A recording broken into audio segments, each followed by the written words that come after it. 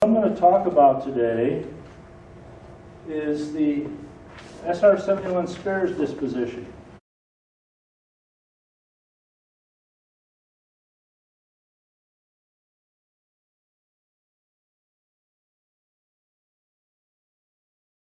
This actually took place from September to November of 2007, and it was the destruction of all the spare parts we had for the SR. An SR hadn't flown since 1999, but we were still storing the spare parts at a warehouse in Barstow. A little background on the history. In 1990, when the program was originally canceled, Dick Cheney, letter to Byrd, made two SR-71As and the simulator and the B model and all unique spares available to NASA. It was loaned to NASA for some testing that NASA wanted to do. The Secretary of the Air Force told everybody to take the appropriate actions, and NASA must assume the cost for operating and maintaining these assets. In July of '90, the loan agreement was signed by Dr. Compton, who was the Ames Center director. Dryden at the time was a facility of Ames, so I have that highlighted. Later on, Dryden became its own center. It has since been named Armstrong. The message traffic there, all remaining unique spares, parts, oil, hydraulic fluids, port equipment were retained. Caveat in the message was the assets will remain subject to recall by the Air Force.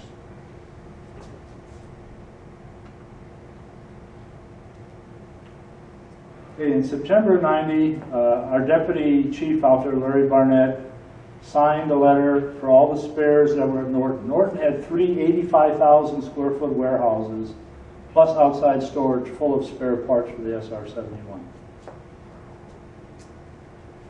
The Air Force at the time disposed of anything that would not fit in those warehouses. It was sold through DMRO, and Norton MWR reaped the benefit of 3% of the face value, which was turned over to MWR, $750,000. $59 million was spent by Colonel Don Emmons to terminate the program. NASA was given custody and accountability of the spare parts. This is key because later on there becomes an argument of ownership. So at this time, NASA had custody and accountability. They did not have ownership because it was subject to recall by the Air Force. In '94, Norton closes, so the Air Force moved everything to the Marine Corps Logistics at Barstow, California. It was paid by the Air Force. They had a 35-member RAD team, over 400 truckloads. It took 3 months. So not only did you have to move everything out of the warehouse, you had to set up the warehouses at Barstow, put up the shelving, put everything on the shelving, and identify in the computer where all those spares are located. Because if you have a warehouse full of spare parts and you don't know what shelf it's on, it's sort of worthless. Okay, in '95, the Air Force came back with a limited reactivation. They took one of the airplanes from NASA back, 971. They also reactivated 967. During the reactivation, the Air Force paid NASA approximately $600,000 a year for the use of the warehouses, rent, salaries, fuel engineering support, Pratt & Whitney, stuff like that. We continued to share the B model trainer with the Air Force and with NASA, same as the simulator. Since there was only one of each in the whole world, it became a shared asset. In '97, President Clinton, line item veto, killed the Air Force program again. '99, senior management agrees to take the Air Force airplanes back, and the other 962, 968 are turned over to the Air Force Museum. 962 went to Duxford, England. It's the only airplane outside of the United States. All the rest are inside at museums. 968's in Virginia. The last flight of an SR any place in the world was flown by NASA at the Edwards Open House, October 9, 1999. And you guys can read the max speed, max altitudes. That's the last time an SR flown any place in the world. NASA's funding gets cut. Okay, even though the funding was cut, hope was held out for possible funding, so we hung on to the spare parts. We didn't get rid of anything. We kept paying for the rent of the warehouses. We kept manning them. We left the status quo. We didn't touch anything. In 2000, a representative from NASA signed a DD Form 1149. A DD Form 1149 is a shipping document. It's the way I ship an article from one base to another base. It is not actually a transfer of ownership. The Air Force took that as we gave ownership to the Air Force. Not true. At the time, there was 31,342 line items in the warehouse at an approximate value of $600 million. 27,500 were SR unique, 3,834 were national stock numbered items. That meant that those 3,000 line items could actually be used in other parts of the DoD. Okay, the U.S. Air Force certified that material was procured using the specialized management. I'm not going to read all that. The key thing is highlighted. It was directed that no national stock numbers would be assigned to limit the visibility of the manufacturing and the purpose in case an airplane went down someplace. If it went down someplace and you found the parts and you could read the stock number off or the part number, it would give you a clue as to where it came from and who made it and all that kind of stuff. All the SR assets had a fictitious part number, stock number. The first 4 digits are the federal stock number. So everything on the SR loaded in the computer at Barstow was 8820p, live animals not raised for food. So if an SR went down someplace and you found a generator, the federal stock class was live animals not raised for food. That compounded the problems of getting rid of everything at the end. If you cannot identify what it is, it's very hard to get rid of it under the government system. Okay, NASA, when we get rid of stuff at NASA, they use the GSA. The minute we went to GSA and said, hey, we got all this SR stuff to get rid of, the GSA said, take a hike. Defense Reutilization Organization. Because NASA is not a component of the DoD, they have to charge us 1% service charge. So in order for NASA to get rid of everything through DMRO, it would have cost NASA between $50 and $70 million to pay them to get rid of it. But then the caveat became, do you own it? And we said, well, not really. We have ownership, or we have custody and accountability. The Air Force never gave us ownership. They said you can't get rid of it. You don't own it. Okay, at this time, the Air Force is stating that we own it. NASA Council saying, no, the paperwork wasn't done right. We do not own it. So there was a little peeing contest going on between the two government agencies. In 2002, NASA headquarters is notified of the attempts, and now they start asking questions, and they want to know, why are we not reporting this stuff as NASA property? And we said, well, we don't own it. We have custody and accountability. And they said, well, you don't show it on your financial records. So headquarters wasn't very happy with NASA Dryden, NASA Armstrong.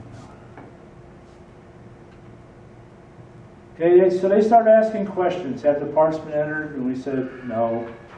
Is there a contingency plan? We said, no. We formed a working group, which was Flight Ops, the CFO, Logistics, Office Safety Mission Assurance, which was myself, Chief Counsel, the Director of Management, Deputy Director. We started researching all the paperwork, all the message traffic we had from 1990 to the present time, trying to see if any place at all we were given ownership of the parts. We reached the following conclusion. We had maintained possession, custody and accountability, drones, engines, flight simulator, since alone. They said they transferred it, but it was only signed by a NASA employee. Nobody from DoD countersigned the document. Therefore, we decided we don't have to log it as property of NASA. We don't have to put it in our financial statement. We don't own it. Okay. We went to Air Force, we went back to Lockheed. Again, the football got kicked back and forth a few times. We reached a stalemate. We went to the center director and said, you know, you're going to have to go up the chain with this. We can't do anything anymore. It got so bad, a lot of my contacts that I had in the Air Force at Wright-Patt, I could hear the secretary tell the guy that Mike Relge is calling, they tell him I'm not here.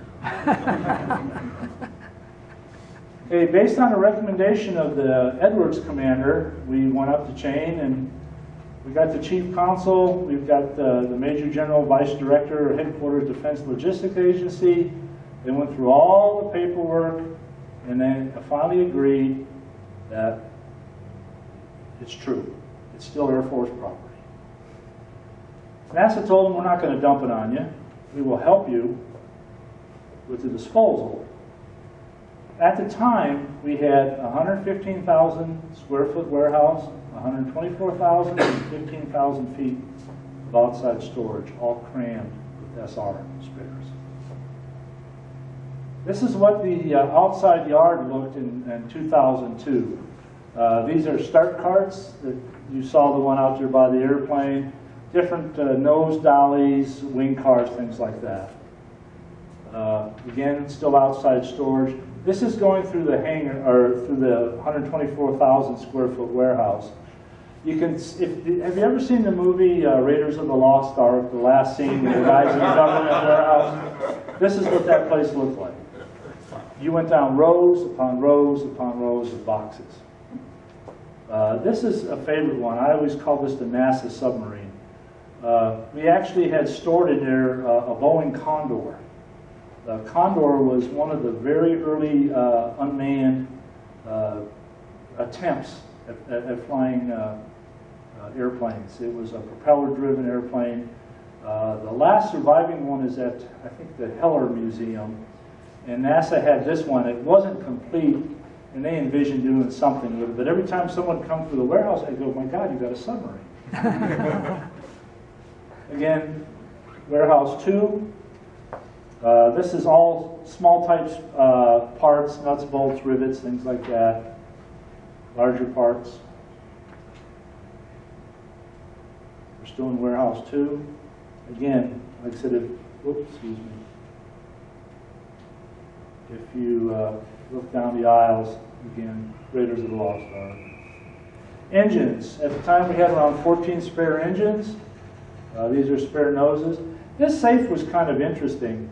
The Air Force gave us this safe. It was locked, and we didn't have a combination for it. And something was leaking out of the bottom. And we thought we had Jimmy Hoffa. I'll show you later on. This is titanium. We had around $25 million worth of spare titanium. Spikes, rudders, just on and on. What was the form of the titanium? Pardon me? In what form was the titanium? We had bar stock, we had sheets, we had tubing, we had ingots, you name it, we had it. It was very hard to work with. It was all Russian titanium. It was originally bought from Russia under phony companies Lockheed set up and the CIA set up until the Russians figured out what we were doing. Again, here's a shot of that safe. Warehouse 4 again. This was interesting. These are spare tires. We had 800 and some tires. Let's see. 470 main gear tires, 373 nose gear tires. Mains were $1,500 a piece, noses were $314 a piece. Eventually they all got shredded, so you're looking at $748,000 for the mains, $117,000 for the nose tires. How many landings were main gear tires good for? 15. 15 landings and then 15. That was a time change. We had 15 on the mains, plus a cut criteria and a red cord criteria. And on the nose tires, we had a cut and a wear limit, which there was no time change for the nose. They took a less of a beating than the mains took. Something interesting here, the fire marshal from the Marine Corps came in one time and said, I don't like all those tires in one spot. He said, if this place ever catches on fire, he says, you got all these tires here. So he made us disperse them through the whole warehouse. And I sat there and I said, wouldn't it be better to have them all in one spot so I could tell you where they are? Instead of having them throughout the whole warehouse now. Anyway, he didn't like it, we had to move. Again, we're still in warehouse 4. And again, tires. Eventually, they ended up all over. Engines. Here, I finally got the NASA locksmith to come out and drill the safe open. There was nothing in it. It was totally empty. What was the liquid? The only thing we could figure was some sort of insulation that was inside the safe itself that was, because of the heat, was melting. Our environmentalists actually took samples of it, and I don't remember what they said it was. But the thing was totally empty. Nothing in there at all. Were any of those engines still brand new from the factory, or Well, had they only been used and rebuilt? Nothing was actually, there was some stuff brand new, but the engines were all used. But they'd been overhauled. Yeah. You know, every time we would change a part on the airplane, we didn't throw the part away unless it was what we call an XB3 item.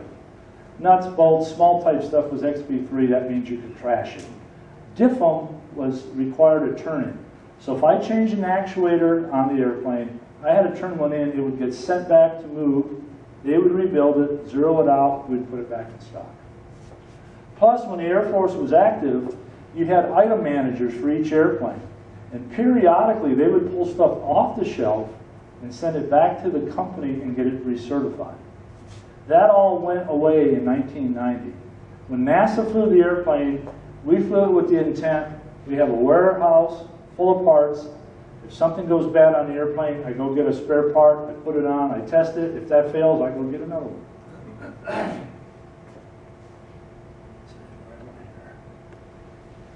In 2004, the Marines also decided they had to do a seismic upgrade of the one warehouse. So they actually made us move all the shelves a few feet, and they put these walls in between there, which was another exercise in futility. But instead of having a straight shot through, they put the walls. But because sometimes the walls would fall right in the middle of a shelf, we'd have to download everything off the shelf, move the shelf over 3 or 4 foot, one side or the other, and put everything back. If you notice, now we've taken up all the ends of rows. We started putting stuff in aisleways. And we started going around the outside of the building. This is the back side, this is the back side, this is the front side over here. Titanium we put out in the yard because, again, it couldn't stand the weather.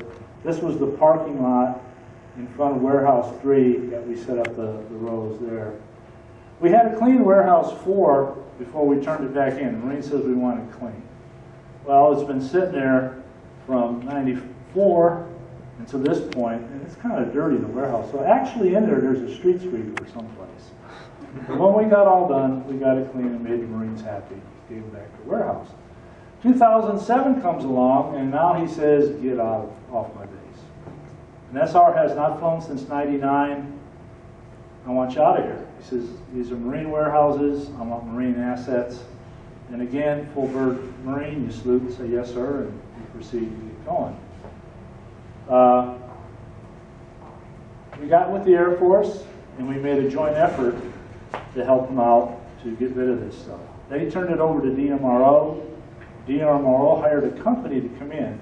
They had a large shredder out in the yard. They had small shredders in the warehouse.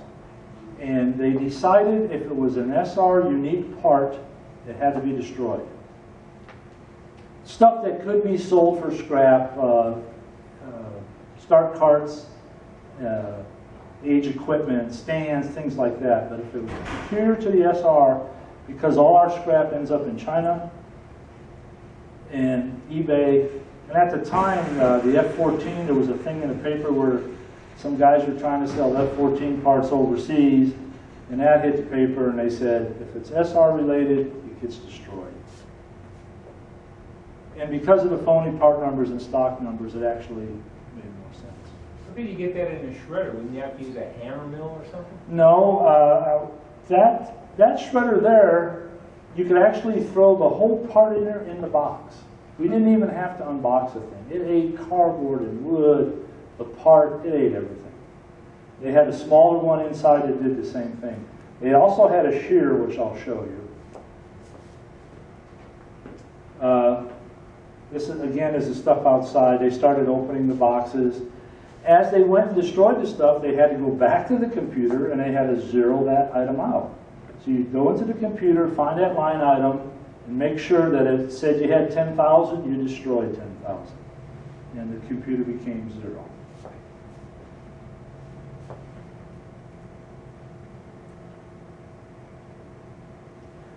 Some of the, whoops, too far again. This is the smaller shredder inside. This is the shear they had operating outside in the yard. This way. Again, they're working around the outside of the building. They're opening the boxes. This is all landing gear, full struts, main landing gear struts, nose struts. Every 400 hours, we put a new set of struts on the airplane. We'd send the struts back to the manufacturer. They would overhaul them. We'd put them back in stock. These are spike actuators here. These are kind of interesting. The spike actuators were $82,000 a piece. We had 36 of them. We had to drain all the hydraulic fluid out of them, and then of course they shredded them after that. So you're looking at $2.9 million just for that one component. 36 actuators. Pardon me? What did it do? It drove the spike in and out of the inlet. The spike on the SR transitions 26 inches. So inside of that spike was that actuator. I also like this picture here. These are brand new glare shields. I can remember as a crew chief up at Beale patching these things over and over and over with tape and fiberglass, repainting them. And they had brand new ones sitting in the warehouse. And they wouldn't let us have them. Because the Air Force has a section of the warehouse they call WRM. WRM is war-ready material. They will not issue it unless there's a war. So you can be sitting on the flight line, needing that part, and it's going to be sitting in a warehouse and you can't have it. It drove me crazy to see all those things get shredded. And I'm going, I used to have to fix mine. What exactly is a glare shield? The glare shield went in the forward cockpit, went over the top of the instrument panel. So it was inside the cockpit? Yes, and it was black, so Yeah, the so sun the coming rays through the windscreen Wouldn't reduced the reflect glare. Yeah. And that thing you were asking me about, the dinghy stabber, that's that little yellow handle right there. Oh. And again, like I said, I saw stuff I've never seen before in my whole life as we were doing this process. Okay, this is the shear. This is a start card here. The first grab, he rips out the whole front, the radiators and the whole bit. Then he would take the cover off here. This is one of the landing gear that they took a torch to, and to demilitarize it, they cut the trunnions off, they cut the axles and stuff. It all got shredded anyway. Why they did this, I don't know, but that was part of their process. This is the guy snatching the engines out of the start cart. So when he's all done, it's down to that. This is a TEP cart. That's the frame right there, and when he got all done, that's what the cart looked like. This is loads of titanium. The titanium that we had was $25.2 million worth. It went to Tinker Air Force Base in Oklahoma. To this day, I don't know what Tinker did with it. They shipped it there, and that's where it went. This here was a asbestos parts. The composite panels of the SR-71 were loaded with asbestos. That stuff was taken out to a disposal place in Nevada. They had to send people there to witness it being buried, but again, they never told us where this went. It was, I'll show you a slide later on, I think it was like 260,000 pounds worth of asbestos. The crazy part of it is they buried the box and everything. I tried to open one of the boxes and showed them that the panel doesn't leak asbestos. If you don't cut it, drill it, you know, make it friable, it's perfectly safe. They wouldn't touch it. They said, bury the box, bury the part, bury everything. Again, that's your tax dollars.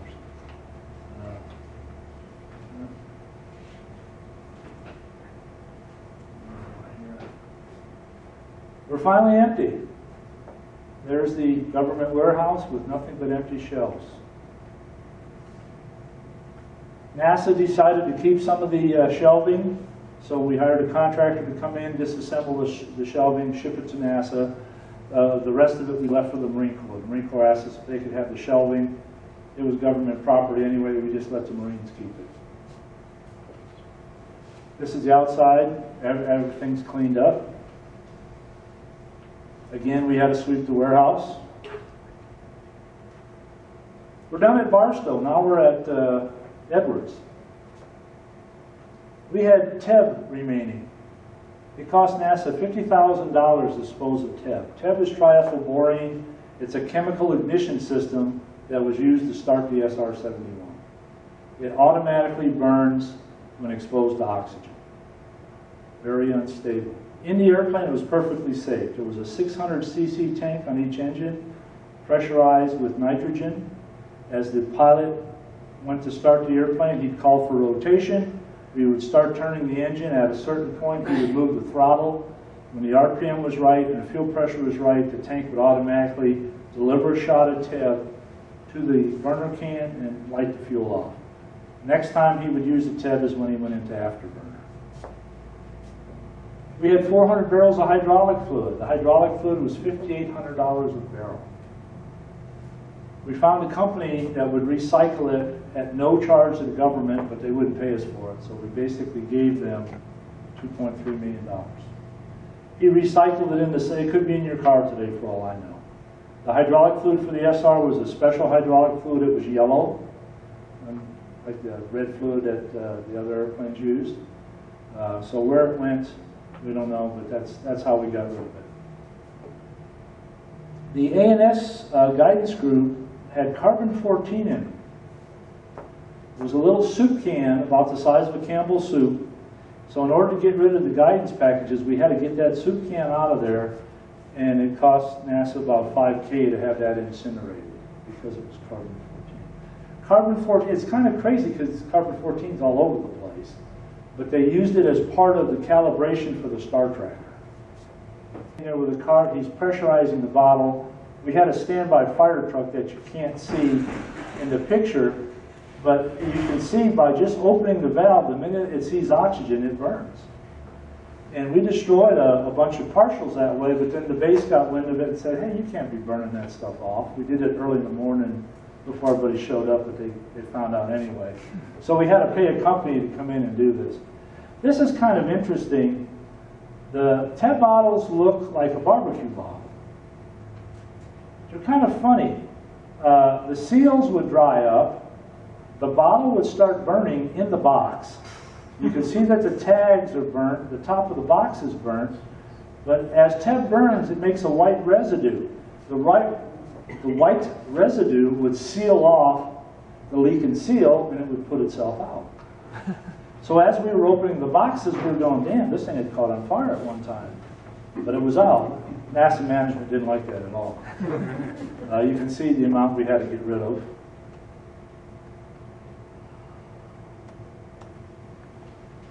This is the hydraulic fluid that I was telling you about, $5,800 a barrel.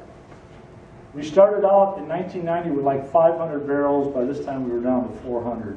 That included 10 years of NASA flying and a little bit of reactivation that the Air Force used. We had hydraulic fluid forever.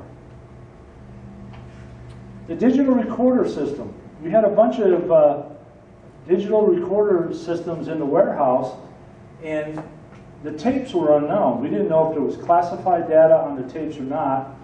We had no workbench anymore to visually check them, so we actually had to open up all the boxes and take the tapes out.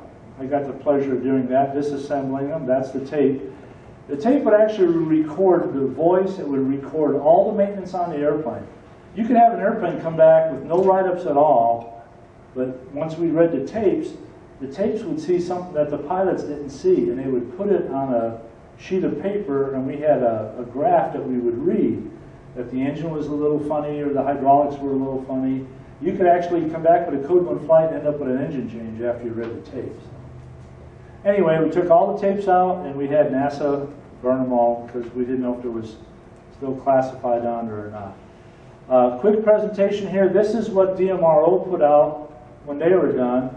I just wanted to show you some of the numbers of stuff that they destroyed. Of course, they were patting themselves on the back. This is their shredder again. There's the asbestos. The asbestos being buried someplace. Again, they would not tell us where, but it's out in Nevada.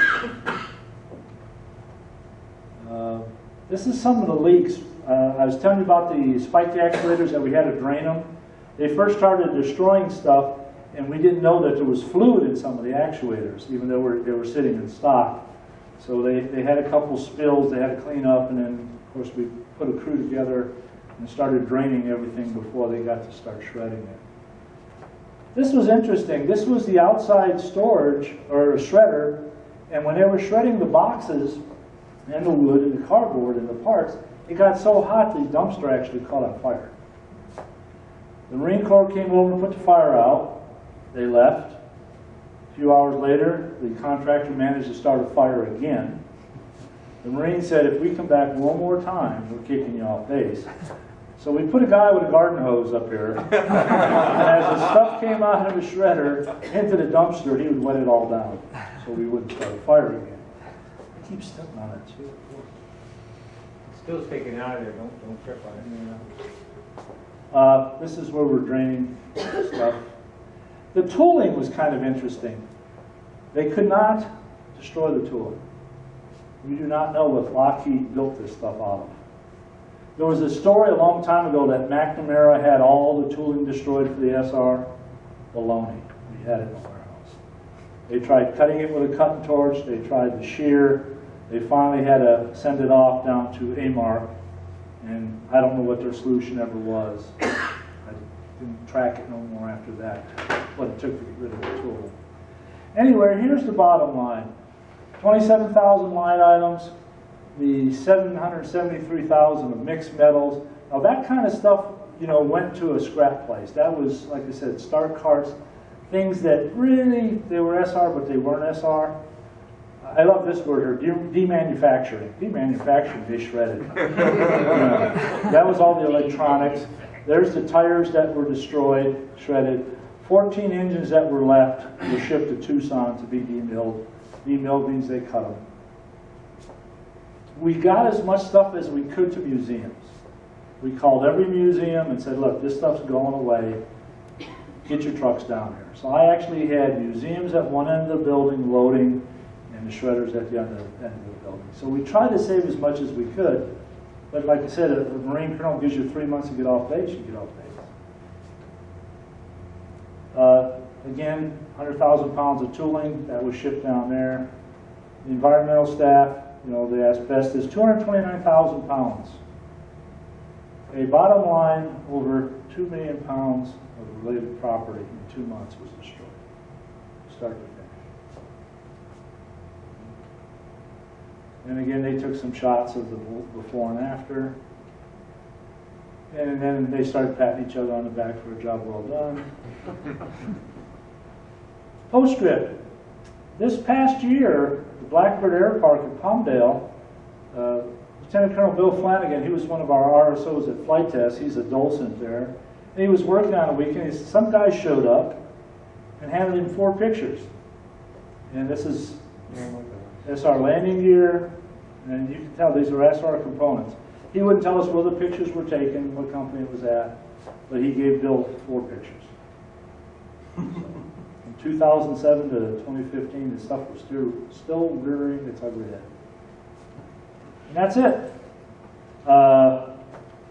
It cost the Air Force for their portion $317,000.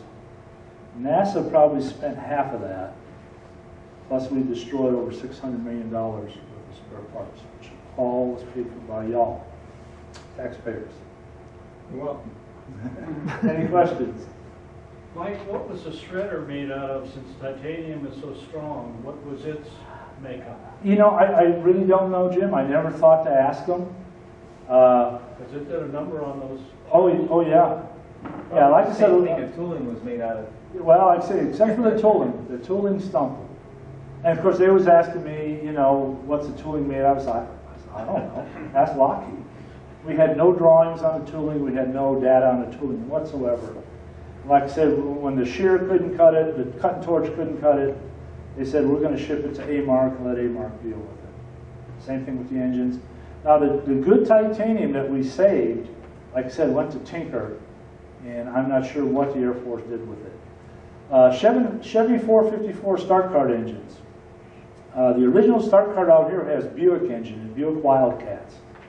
There was a point in time that the Air Force couldn't get Buick Wildcat engines anymore. They actually went to every junkyard in the United States, bought every Wildcat engine they could. Well, along come the 80s, we started running out of Buick, so we switched to Chevy 454s.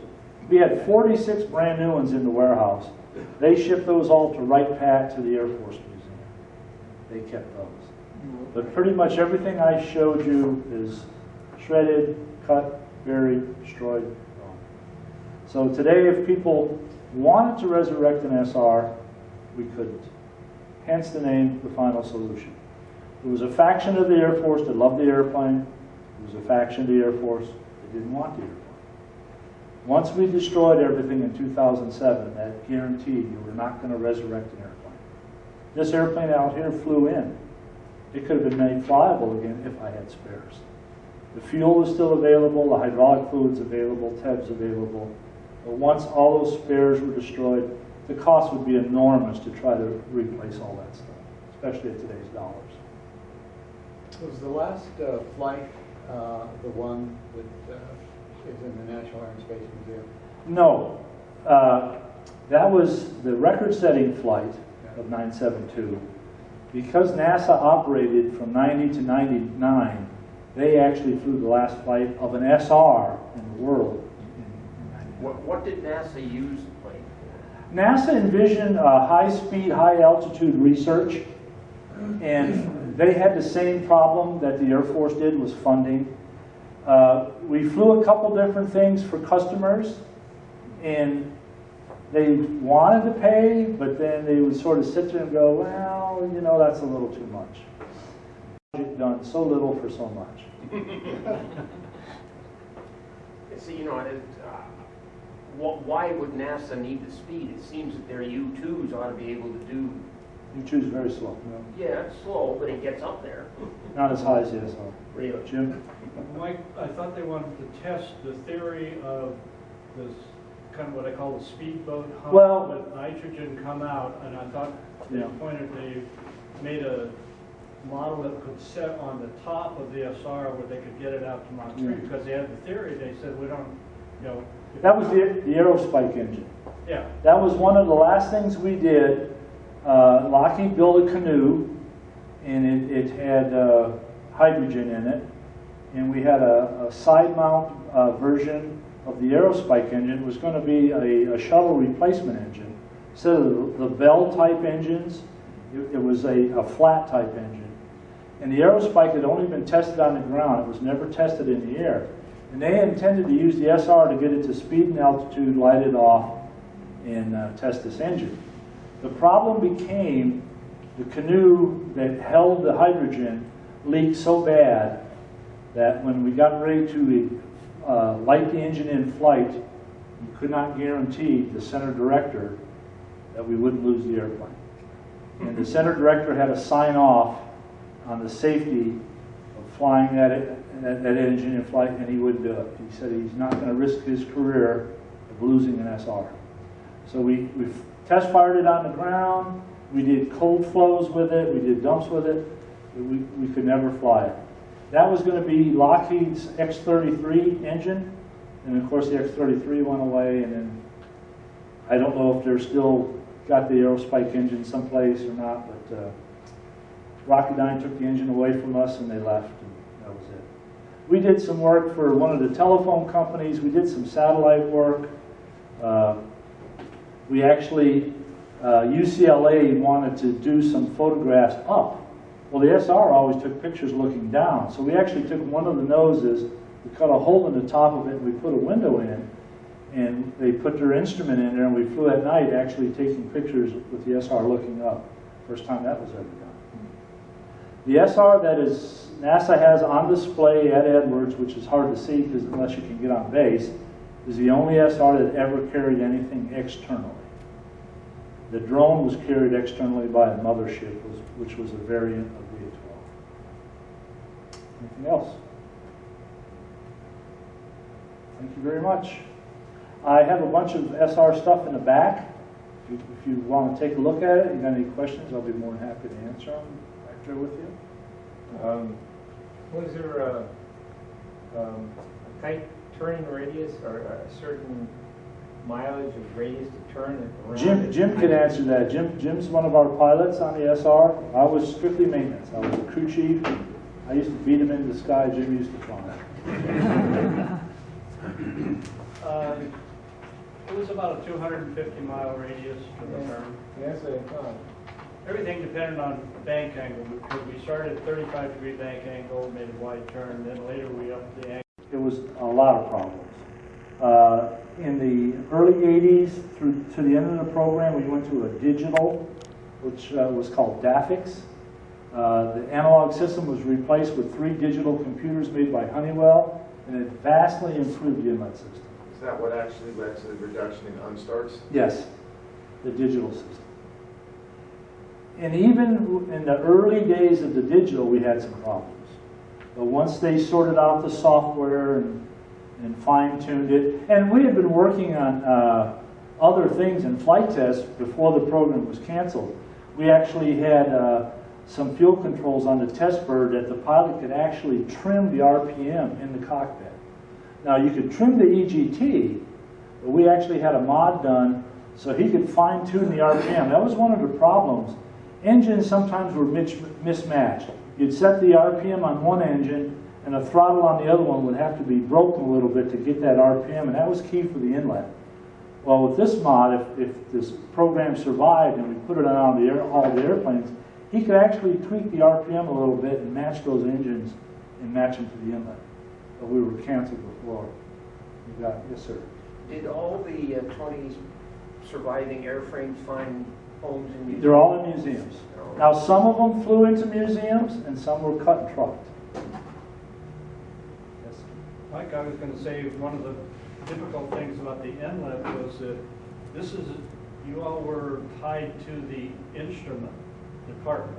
Yes. But it's the only aircraft that had the inlet, so you had to do your own stealth study, but the Air Force tested you for rank based on being able to work on the instruments. Sure. The instruments, but no other airplane had the inlet. Yeah. And it was quite a tricky deal to. Yep. And you know, the original analog was Air Research under the analog system, and like Jim said, it belonged to the instrument shop. The guys in the instrument shop had to maintain the inlets with Air Research. Then when it switched over to Honeywell, now same instrument shop guys, now they got to work with the Honeywell guys, and they incorporated a portion of the flight controls into the digital inlet system. How many A-12s were there and where are they nowadays? A-12s are all in museums, and I think it was 10 or 11 left. I'd have to look. There was 10. It started out with the contract for 15. Yeah. They modified 3. They took because A-12 was a single pilot, single camera. Mm-hmm. They took the camera out of the backspace and put a pilot in that, a trainer version. That one's down at the LA here at the Museum of Science. Yeah. And they took 2 others and took the camera out and put a drone operator in that. And the mothership. Put the D-21 drone that's out here on top until they had the accident, and Kelly said, cut that off. But they had 5, they lost 5 out of the 15. Yeah. There's an A-12 down in San Diego. Like Jim said, the trainer's down in LA at the Museum of Science and Industry or something. down Yeah, there. I think Museum of Science where the shuttle is. Yeah. And then Palmdale Air Park has an A-12 prototype and an SR and a D-21.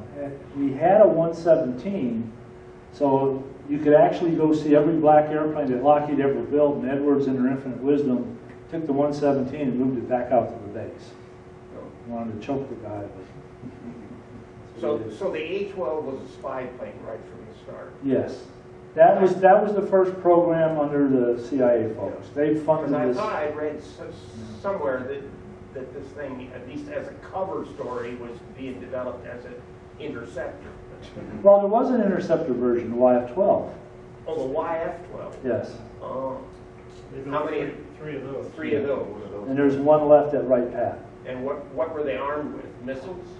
It had the AIM-45, which was a earlier version of the Phoenix that the F-14 carried. And it worked rather well because the testing they did, they would launch a drone like B-47 out of Florida, and then they take off from Edwards and do their thing. But when it was figured out that the Russians ain't going to send a whole bunch of bombers over, No. you know, we don't need it.